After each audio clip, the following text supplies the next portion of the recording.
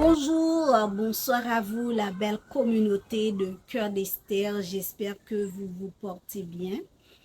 Et ce matin, je me suis réveillée avec un passage et j'aimerais beaucoup le partager avec vous. J'aimerais beaucoup porter une courte réflexion sur ce passage.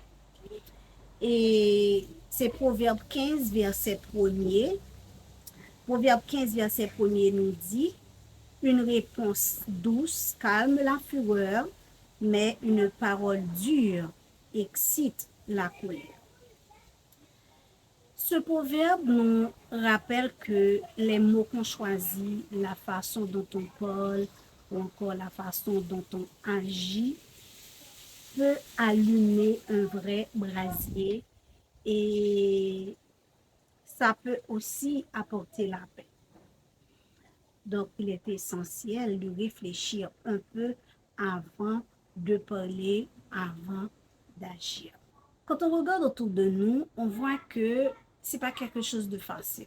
Ce que Proverbe 15, verset 1er nous dit de faire, d'appliquer, c'est pas vraiment facile. Entre les débats enflammés, les critiques à tout va et l'énervement, bien sûr, qui vient avec, ça peut facilement chauffer entre nous. Donc, dans ce climat, les petites tensions deviennent rapidement de gros conflits. Mais un autre passage et nous apporte un peu plus de lumière, c'est Proverbe 12, verset 18. Proverbe 12, verset 18 nous dit que les paroles irréfléchies blessent comme des coups d'épée, mais la langue des sages apporte la guérison. Donc, et Proverbe 12, verset 18 vient en appui à Proverbe 15, verset 1er.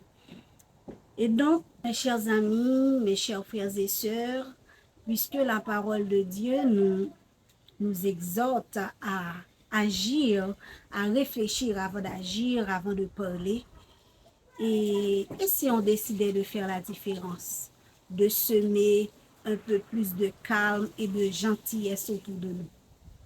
Oui, je sais que c'est pas facile. C'est pas facile pour moi, c'est pas facile pour vous. Mais on peut toujours essayer de faire la différence. Imaginez-vous.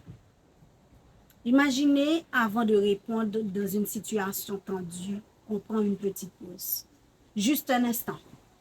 Juste le temps de respirer, de se demander, est-ce que ce que je vais dire va aider ou va blesser ou encore va aggraver la situation? Imaginez. Mes frères et sœurs, avec un peu de pratique, on peut transformer des situations tendues en échanges constructifs. C'est ce que Jacques 1er, verset 19 nous dit. Que chacun soit prompt à écouter, lent à parler, lent à se mettre en colère. En gros,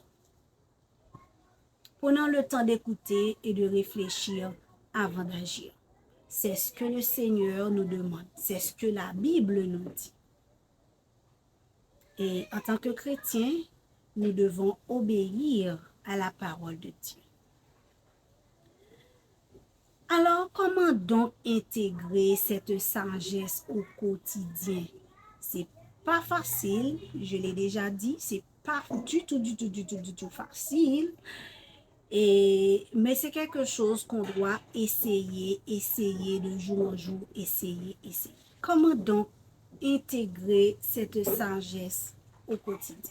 Eh bien, c'est vraiment facile. La première chose à faire, c'est quand vous êtes dans une situation de conflit, une situation tendue, ce que vous pouvez faire, vous pouvez essayer d'utiliser des mots qui ne blessent pas. Et vous pouvez vous faire comprendre sans utiliser des mots qui blessent ou encore des mots qui peuvent aggraver la situation, qui peuvent faire monter la tension qui existe dans cette situation. Deuxièmement, ce que vous pouvez faire, vous pouvez éviter les critiques destructives, éviter les jugements également. Personne n'aime être jugé. Vous ne voulez pas qu'on vous juge, alors ne jugez pas les autres. Et aussi, mes chers frères et sœurs, essayez d'être le plus que possible sincère et dans vos relations. Je vous assure que ces gestes simples contribuent à créer un climat calme, un climat apaisant, que ce soit à la maison, que ce soit au travail ou dans vos cercles d'amis.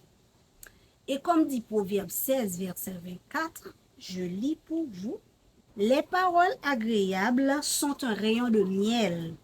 Elles sont douces pour l'âme et salutaires pour le corps. Ce passage est très fort. Les paroles agréables sont un rayon de miel. Elles sont douces pour l'âme et salutaires pour le corps. Et donc, mes chers frères et sœurs, notre mission est claire.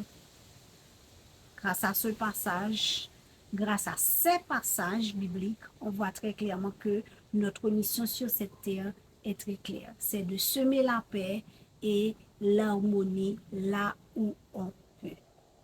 Donc, soyons cette lumière tranquille, cette présence qui encourage les autres et voyons comment jour après jour notre entourage en est enrichi. Sur ce, les amis, je vous dis à très bientôt. Bye bye.